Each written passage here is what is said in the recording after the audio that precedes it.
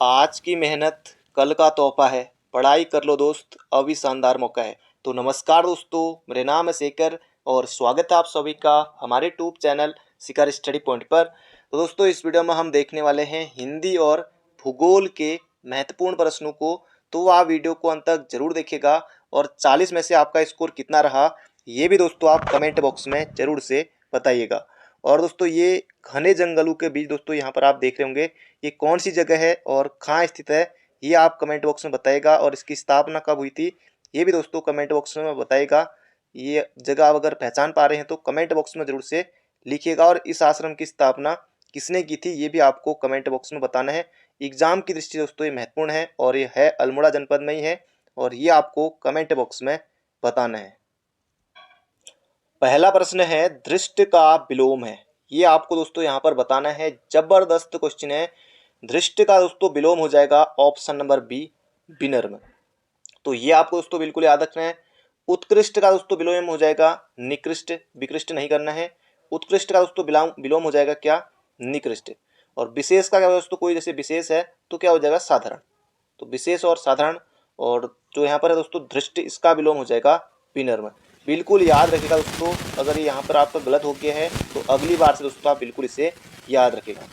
अगला प्रश्न है, तिमिर शब्द का विलोम है। तिमिर का दोस्तों विलोम होता है दोस्तों, या तो हम आलोक कह सकते हैं या फिर हम प्रकाश भी कह सकते हैं, क्योंकि तिमिर दोस्तों अंधेरा होता है।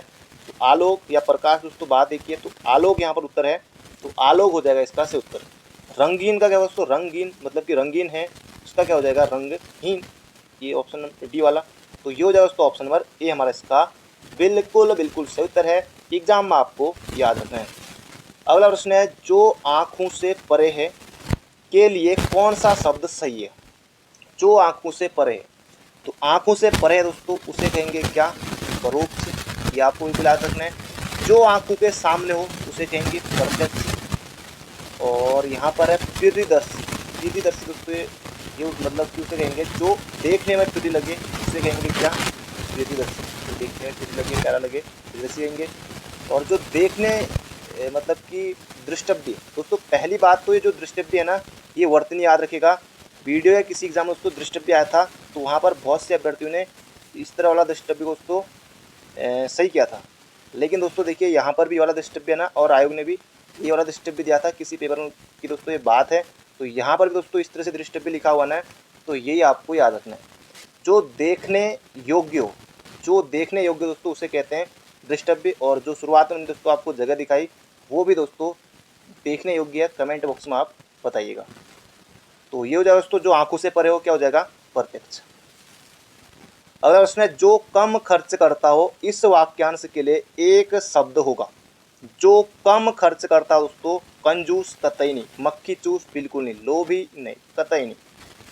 अब जैसे हम आम बोलचाल में कह देते हैं कि जो कम खर्च करता है वो बहुत कंजूस है, मक्खी चूस है, ऐसा कर देते हैं। लेकिन दोस्तों ऐसा नहीं, ये हो जाएगा जो कम खर्च करता हो, ये हो जाएगा मितव्ययी।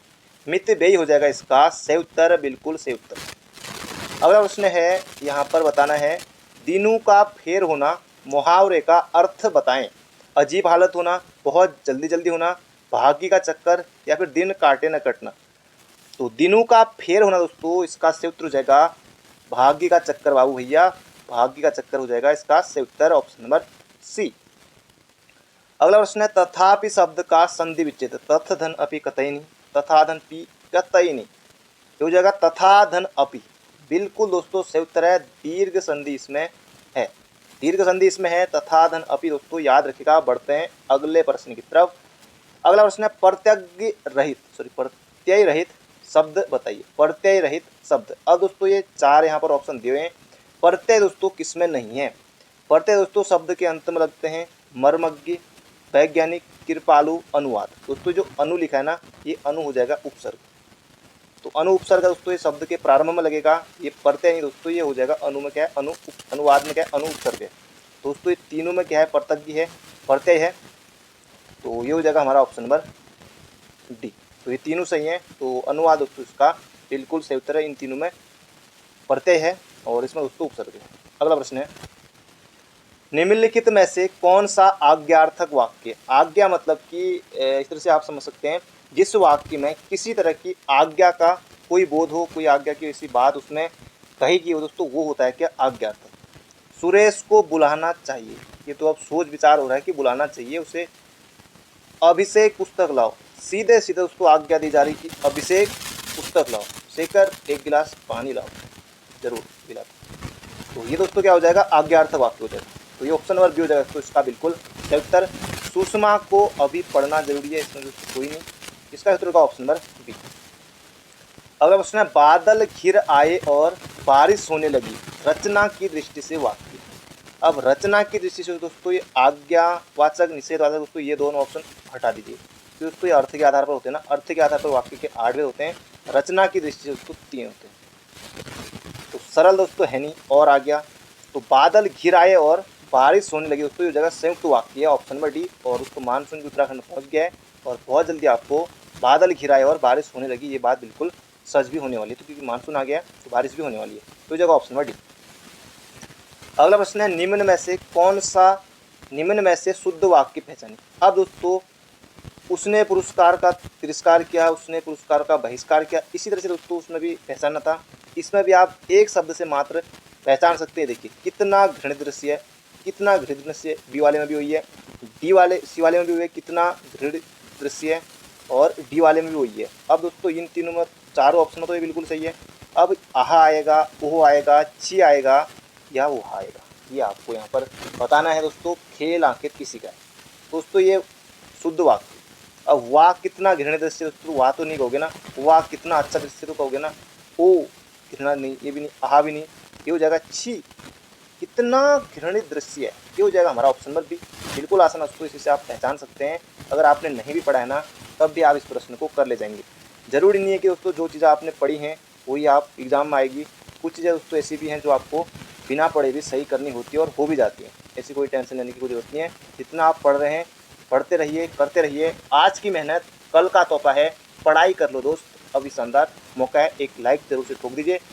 आगे बढ़ते हैं। अगला प्रश्न है, निम्नलिखित में से कौन सा वाक्य शुद्ध है। अब यहाँ पर बताते हैं कौन सा वाक्य इसमें शुद्ध है। व्यर्थ बात करने से कोई लाभ नहीं है। थोड़ा अटपटा लग रहा है, इसे होना चाहिए था कि व्यर्थ की बात करने से कोई लाभ नहीं है। अब यह लगाने की क्या जरूरत थी बाबू भैया, ये तो नहीं होगा। संपूर्ण देश भर में, अब देखिए संपूर्ण देश भर में, यहाँ पर ऐसा भी हो सकता था कि देश में निराशा छा गई, ये भी हो सकता था, लेकिन ये सही होगा। लेकिन दोस्तों ये नहीं है, ये भी सही नहीं है। यहाँ पर होना चाहिए था संपूर्ण देश में नहीं, मतलब कि देश में निराशा छा गई। अगला, भाई ने भाई के साथ सलाह की। अब बताओ, भाई ने भाई के साथ क्या की, सलाह की, क्या ये सही है? कतई नहीं। भाई ने भाई को सलाह दी, भाई ने भाई को क्या दी, सलाह दी। और या हो सकता है कि भाई ने भाई से क्या ली, सलाह ली, जिगर भाई से। तो क्या होगा दोस्तों, ये भी सही नहीं होगा। ये यहाँ पर होना चाहिए, मैंने बता दिया। कृपया पत्रोत्तर शीघ्र दें, तो ये हो जाएगा दोस्तों यहाँ पर हमारा ऑप्शन नंबर डी। बिल्कुल सही उत्तर है, बिल्कुल सही उत्तर है। जबरदस्त प्रश्न दोस्तों, बड़े बड़े एग्जामों में इस तरह के क्वेश्चन आते हैं। अब है दोस्तों साहित्य से यहाँ पर प्रश्न आ गया है, जूही की कली कविता के कवि कौन है। सभी दोस्तों हमारे सिलेबस के हैं, निराला, महादेवी वर्मा, पंथ और प्रसाद। सभी सिलेबस में, कोई भी ऐसा नहीं है कि इनमें से हमारे सिलेबस में न हो। बहुत जल्दी दोस्तों एनसीईआरटी में जो इनकी रचनाएं दोस्तों, जो भी हमारे 23-24 साहित्यकार दिए हुए हैं, सभी से दोस्तों मैं आपके लिए प्रश्न उत्तरों को लेके आऊँगा। बाकी डिटेल में दोस्तों उनके बारे में बताऊँगा, तो इंतजार कीजिए। तो जूही की कली दोस्तों ये हो जाएगा निराला की है, ऑप्शन नंबर ए। इसके अलावा कुकुरमुत्ता दोस्तों, ये प्रश्न पूछा गया था, क्या पता फिर से टपक जाए, तो 1 नंबर मिल जाएगा। कुकुरमुत्ता दोस्तों ये भी निराला का है। सरोज स्मृति दोस्तों ये भी किसकी है, निराला की है। जूही की कली निराला की है। राम की शक्ति पूजा निराला की है। तुलसीदास निराला की है। तो बढ़ते हैं दोस्तों अगले प्रश्न की तरफ, बाकी इनके बारे में बात करेंगे अगले वीडियो में। निम्नलिखित में से कौन सी पुस्तक प्रेमचंद्र द्वारा लिखित नहीं है। तो रंगभूमि, कर्मभूमि, गोदान, कायाकल्प, निर्मला, ये सभी दोस्तों प्रेमचंद्र के हैं। उपन्यास सम्राट, कथा सम्राट मुंशी प्रेमचंद्र को दोस्तों कहा जाता है। तो धुरु सामने दोस्तों ये है जयशंकर प्रसाद की दोस्तों ये रचना है। धुरु सामने दोस्तों ये जयशंकर प्रसाद की रचना है, याद रखें ऑप्शन नंबर डी। अगला, कामायनी के रचनाकार कौन है। अब दोस्तों इनमें से दोस्तों कभी कभी दोस्तों ऐसा भी होगा ना कि आयोग ऐसे ऑप्शन भी देता है 3 ऑप्शन दोस्तों हमारे सिलेबस के होते ही नहीं, तो ये तीनों ऑप्शन दोस्तों हमारे सिलेबस के हैं ही नहीं। सीधे उत्तर आंख बंद करके टिक। डी, आगे बढ़ो। जयशंकर प्रसाद काम है नहीं दोस्तों, जयशंकर प्रसाद की रचना है। 15 दोस्तों इसमें सर्ग है, ये आपको बिल्कुल याद रखना है। कामेनी, आंसू, लहर, झरना, कानन कुसुम, कंकाल, तितली, इरावती, ध्रुव सामनी, आकाशद्वीप, बहुत सारे दोस्तों इनकी रचनाएं हैं। ये हो जाएगा इसका उत्तर ऑप्शन नंबर डी। अगला है गांधी जी का राम राज्य का स्वप्न आज तक क्या दोस्तों आकार नहीं हुआ, कतई नहीं। निराकार, अब निराकार क्या है, कोई मतलब कि ईश्वर निराकार, ऐसा भी नहीं। स्वीकार नहीं हुआ, ऐसा भी नहीं, है ना दोस्तों। इस तरह के क्वेश्चन भी आ सकते हैं बीच में भरने के लिए। एक शब्द आपको सटीक शब्द यहाँ पर भरना होगा। तो गांधी जी का राम राज्य का स्वप्न अभी तक दोस्तों साकार नहीं हुआ है, तो याद रखिएगा ऑप्शन नंबर सी। याद नहीं रखना है, ये आपको वहाँ पर भरना पड़ेगा। जरूरी नहीं है यही आए, सटीक शब्द दोस्तों आपको प्रैक्टिस कर कर कर सोच कर सही उत्तर आपको निकालना है कैसे भी करके। अगला कंधा का तत्समय, अब ये आपको बताना कंधु, अरे बंधु, कंधु नहीं होगा। कक्षु, ये भी नहीं। अब स्कंद, या अब दो तरह के लिखे। अब दोस्तों ये होता ना सकूल, सकूल कहते हैं कई लोग, कई स्कूल, अब ऐसा भी नहीं ना, तो ये स्कंद वही सकूल वाला हो गया। फिर ये स्कंद वाला नहीं होगा, ये होगा दोस्तों ऑप्शन नंबर बी वाला, ये वाला सही होगा, वरना ये वाला हो जाएगा सकूल वाला, ये हो जाएगा हमारा ऑप्शन नंबर बी। अगला निम्नलिखित में से कड़ुआ का तत्समय, कड़ुआ, महाघर नहीं, चणक, चणक नहीं, कति, कतई नहीं, ये हो जाएगा कटु, कटु हो जाएगा दोस्तों कड़ुआ, याद रखेगा ऑप्शन नंबर डी। अगला प्रश्न है हरिमोहन अपनी बहन को क्या देता है, पुस्तक देता है। हरिमोहन अपनी बहन को क्या देता है दोस्तों, पुस्तक देता है। तो ये रेखांकित है ना, बहन को पुस्तक देता है, तो वाक्य में रेखांकित पद में कारक कर्म को, अब आपको लग रहा होगा कर्ता ने, कर्म को, संबंध का, किरे नानी ने, अधिकरण में पर, संप्रदान के को लिए, अब आपको लग रहा होगा कि कर्म है। आगे बढ़ते हैं, बिल्कुल सही करते हैं इस प्रश्न को। तो आपका दोस्तों ये प्रश्न हो जाएगा बिल्कुल बिल्कुल गलत। अगर आप कर्म एग्जाम में टिक करके आएंगे ना, तो भरा के आंसर की मिलाएंगे, जब आंसर किया गया 2 दिन में, तो फिर दिक्कत हो जाएगी। ये हो जाएगा दोस्तों संप्रदान। अब संप्रदान, अब दोस्तों जैसे बहन को, संप्रदान में क्या होता है कि कर्ता द्वारा जिस संज्ञा के लिए कोई कार्य किया जाए या जिसे कुछ दिया जाए, तो वहाँ पर होता है दोस्तों कौन सा, संप्रदान कारक। तो ये आपको बिल्कुल याद रखना है। जैसे राजा सेवक को कमल देता है, मतलब इस तरह के, तो वहाँ पर भी दोस्तों कैसा होगा, संप्रदानी होगा। तो याद रखें दोस्तों इसका सही उत्तर ऑप्शन नंबर बी। अगर आपको कोई गलती लगती है इसमें तो कमेंट बॉक्स में लिखिएगा, वरना बिल्कुल दोस्तों सही है, बिल्कुल सही है। कई बार दोस्तों हम देख चुके हैं इसे। अगला प्रश्न, विद्वान व्यक्ति पूज्य होते हैं वाक्य में प्रयुक्त विशेषण। अब सार्वनामी दोस्तों है नहीं, संख्या कहीं आपको लगी इसमें, कतई नहीं, परिमाण कोई है, कतई नहीं। तो गुण है ना दोस्तों, विद्वान क्या है दोस्तों, एक गुण है ना, तो विद्वान व्यक्ति पूज्य होते तो गुणवाचक हो जाएगा विशेषण, गुणवाचक हो जाएगा दोस्तों विशेषण। ऑप्शन नंबर बी हो जाएगा इसका बिल्कुल बिल्कुल सटीक उत्तर। अब दोस्तों यहाँ से हम देख लेते हैं भूगोल के महत्वपूर्ण प्रश्नों को। बिल्कुल दोस्तों ज़बरदस्त प्रश्न हैं, थोड़े प्रश्न बच्चे अंत तक देखेगा। लाइक नहीं किया दोस्तों, लाइक जरूर कर दीजिए, हो सके दोस्तों एक शेयर जरूर कीजिएगा। भारत का एक राज्य जिससे कर्क रेखा गुजरती, अब दोस्तों हाल ही के दिसंबर में दोस्तों वीडियो की परीक्षा हुई थी ना, उसमें भी दोस्तों कर्क रेखा से प्रश्न पूछा गया था। एक ही प्रश्न दोस्तों 50 तरीके से पूछा जा सकता है एग्जाम में, तो इसलिए आपको ध्यान से सभी प्रश्नों को पढ़ना, ये नहीं कि ये प्रश्न नहीं आता है। अब देखिए हाल फिलहाल में जो वीडियो का एग्जाम आता, उसके बाद दोस्तों कोई खास एग्जाम कुछ हुए नहीं, तो उसमें दोस्तों ये आया था, अभी भी आएगा, पुलिस में भी आएगा, हो सकता है आए ना आए, लेकिन आपको पढ़ के चलना ही, प्रश्न कहीं भी आ सकता है। तो कर्क रेखा दोस्तों 8 राज्यों से गुजरती है, और हिमाचल, जम्मू, बिहार कुछ नहीं दोस्तों, इसका उत्तर हो जाएगा option number D, Jharkhand. Gujarat, Rajasthan दोस्तों जो सीधी रेखा है ना, कर्क रेखा भारत के 8 राज्यों से गुजरती है। तो यहाँ पर आपने देखा होगा कि गुजरात है, गुजरात के यहाँ बाजू में राजस्थान, फिर एमपी आता है, फिर छत्तीसगढ़ आता है, फिर झारखंड, फिर डब्ल्यूबी पश्चिम बंगाल, फिर उसके बाद त्रिपुरा, फिर मिजोरम। तो ये दोस्तों 8 राज्य हैं, ऑप्शन नंबर डी।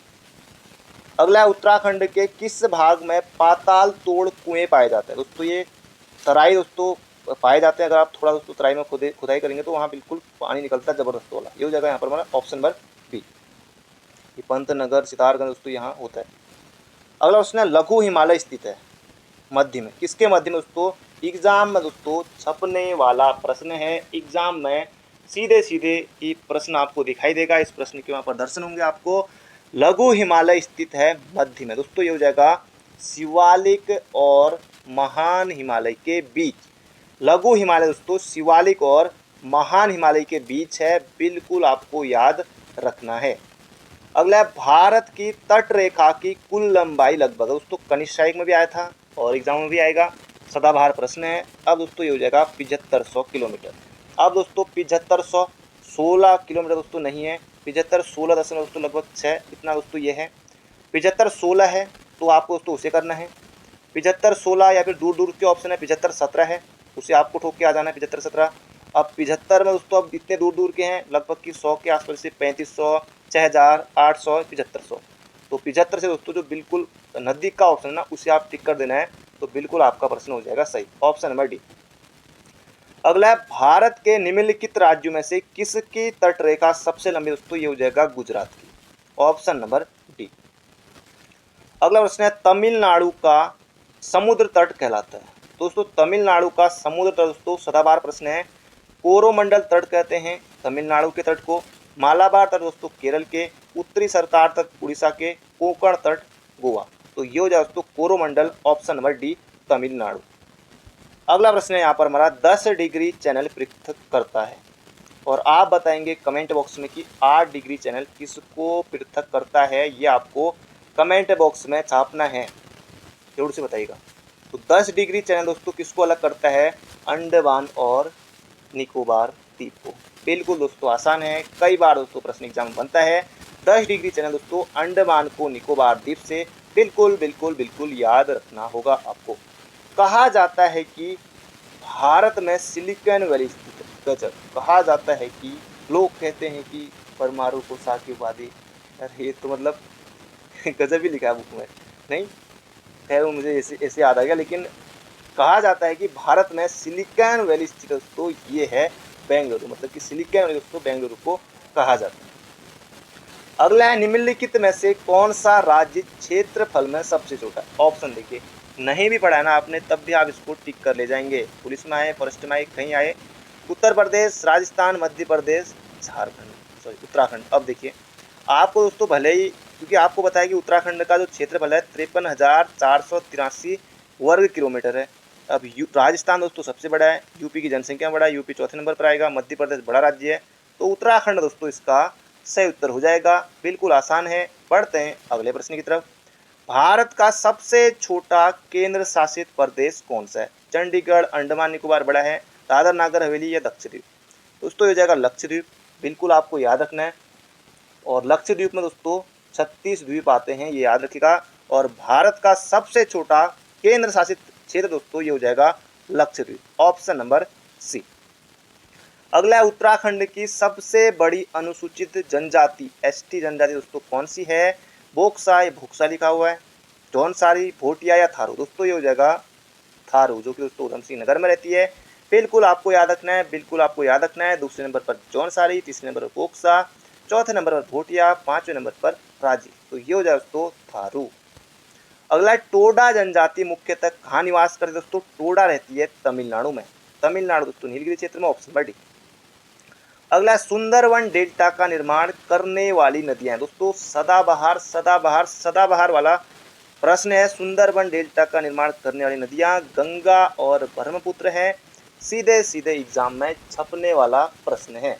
भारत विश्व का दोस्तों सबसे बड़ा दोस्तों नदी डेल्टा वो दोस्तों यही है, गंगा और ब्रह्मपुत्र का। अगला प्रश्न है निम्नलिखित नदियों में से कौन सी एक यमुना की सहायक नदी नहीं है, यमुना की दोस्तों चंबल है, बिल्कुल है, केन है, बिल्कुल है, बेतवा है, दोस्तों रामगंगा नहीं है, ऑप्शन नंबर डी।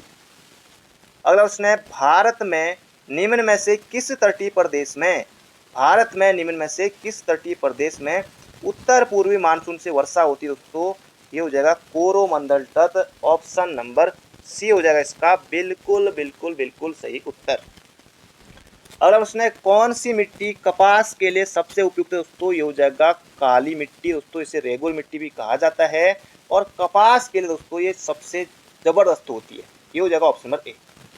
अगला है बकिंगम नहर स्थित है, ये दोस्तों यहाँ पर आपको बताना है बकिंगम नहर दोस्तों कहाँ स्थित है, मालाबार तट, कच्छ तट, कलिंग तट या फिर कोरोमंडल तट, दोस्तों ये हो जाएगा कोरोमंडल तट। अगला प्रश्न है, तो तीनों का फेर में चलेंगे। अगला प्रश्न दोस्तों ज़्यादा नहीं है, निम्नलिखित युगों में से कौन सा सही सुमेलित नहीं है, दोस्तों एक तरफ बांध दिए हुए हैं, एक तरफ नदियां दी हुई हैं, इन्हें भी देख लेते हैं। बिल्कुल आसान है। नांगल बांध दोस्तों, भाखड़ा नांगल बांध दोस्तों सतलुज नदी पर है, बिल्कुल सही है, 100% दोस्तों सही है। सरदार सरोवर परियोजना दोस्तों नर्मदा नदी पर है। एक नंबर के दोस्तों ये भी आ सकता है कि नागार्जुन सागर परियोजना किस नदी पर है, हीराकुंड बांध किस नदी पर है, भाखड़ा नागल किस पर है, सरदार सरोवर किस पर है, एक नंबर के लिए। या फिर 4 प्रश्नों का एक क्वेश्चन भी इस तरह से भी बन सकता है। अब कई तरीके दोस्तों, आयोग की मर्जी कैसे भी पूछ सकता है। तो सरदार सरोवर परियोजना दोस्तों ये हो जाएगा नर्मदा नदी पर, बिल्कुल सही है। नागार्जुन सागर दोस्तों गोदावरी दोस्तों, बिल्कुल सरासर झूठ है दोस्तों, ये बिल्कुल गलत यहाँ पर लिखा हुआ है। इसका यहाँ पर दोस्तों होना चाहिए था नागार्जुन सागर दोस्तों, ये होना चाहिए था कृष्णा नदी पर। नागार्जुन सागर दोस्तों ये होना चाहिए था कृष्णा नदी पर, ऑप्शन नंबर कोई नहीं, मतलब कि ये आपको याद रखना है। हीराकुंड बांध दोस्तों महानदी पर है उड़ीसा में, बिल्कुल सही है, ये हो जाएगा ऑप्शन नंबर सी। अगला है बेलाडीना खान किस खनिज से संबंधित है दोस्तों, ये हो जाएगा लौह अयस्क के लिए दोस्तों प्रसिद्ध है। बेलाडीना खान दोस्तों जो हेमाटाइट अयस्क है ना, इसके लिए ज़्यादा प्रसिद्ध है। और दोस्तों बेलाडीना खान है कहाँ, तो ये दोस्तों छत्तीसगढ़ में है, छत्तीसगढ़ में है, याद रखिएगा। अगला प्रश्न है केंद्रीय शुष्क भूमि कृषि अनुसंधान संस्थान स्थित है झांसी, जोधपुर, हैदराबाद या जबलपुर। दोस्तों ये है हैदराबाद में। केंद्रीय शुष्क भूमि कृषि अनुसंधान संस्थान दोस्तों ये है हैदराबाद में, ऑप्शन नंबर बी। तो मिलते हैं दोस्तों बहुत जल्दी एक नई वीडियो में। आज की वीडियो में दोस्तों इतना ही। Thank you friend, thank you so much. Channel पर नए हो तो चैनल को सब्सक्राइब जरूर कर लीजिएगा। अभी तक आपने वीडियो को लाइक नहीं किया है तो लाइक करके दोस्तों जरूर से जाइएगा। Thank you friend, thank you so much.